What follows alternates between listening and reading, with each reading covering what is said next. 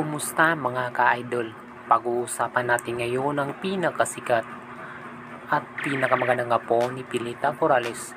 Itong apo ni Pilita Corrales ay pinagkaguluhan ngayon sa social media. Walang iba kundi si Janine Gutierrez. Ang kagandahan ngayon ni Janine Gutierrez ay kuhang-kuha sa kanyang mukha ni Pilita Corrales nung nagdadalaga pa ito. At ito na ngayon ang apo ni Pilita Corrales ay nagpapasikat at nagpasaya ngayon ng mga tao sa social media. Bilang isang artista, magaling umarte at mababait kapag-showbiz man or hindi, ang dalagita ngayon ay hinangaan ng mga fans niya dahil sa kanyang mabuting ugali at ang kagandahan ng puso niya sa mga fans niya.